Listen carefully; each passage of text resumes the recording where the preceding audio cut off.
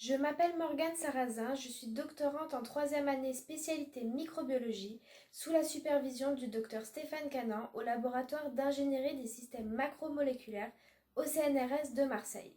Je travaille sur une bactérie mal connue et qui pourtant peut être un pathogène redoutable. Il s'agit de Mycobacterium abscessus ou encore appelé MAPS. Mes travaux de recherche soutenus par l'association Vaincre la mucoviscidose et l'association Grégory Le Marchal visent à étudier le potentiel thérapeutique de nouveaux composés afin de lutter spécifiquement contre cette infection bactérienne.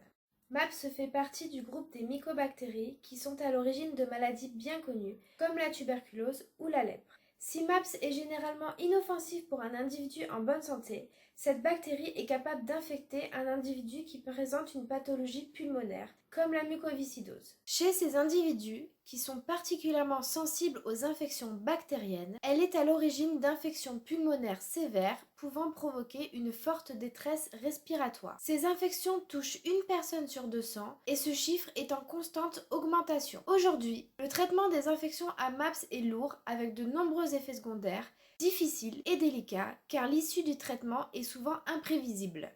En effet, MAPS est un peu le MacGyver des mycobactéries.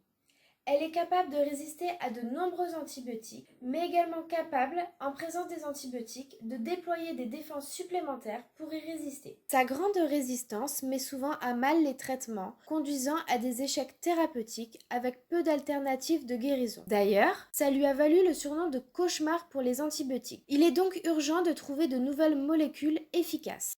C'est dans ce contexte qu'au sein de notre équipe, nous nous intéressons à une nouvelle famille de molécules, les analogues de cyclophosphine ou cyclipostine, ou encore appelés SIC pour plus de simplicité. Ces composés possèdent une activité antibactérienne sur plusieurs mycobactéries pathogènes, et notamment sur MAPS. Nous avons ensuite pu valider l'efficacité de ces composés sur plusieurs souches cliniques qui présentaient différents profils de sensibilité aux antibiotiques directement isolés de patients infectés par MAPS. MAPS est incapable de déclencher des mécanismes de résistance vis-à-vis de ces composés. Ceci est particulièrement encourageant car cela peut éviter l'apparition de bactéries résistantes et donc l'échec thérapeutique. De plus, nous avons montré que les SIC ne sont pas toxiques pour l'animal et qu'ils sont capables de cibler spécifiquement MAPS. D'ailleurs, la sélection de MAPS par les SIC nous encourage à étendre l'utilisation de ces composés comme outil de diagnostic pour des infections à ce pathogène.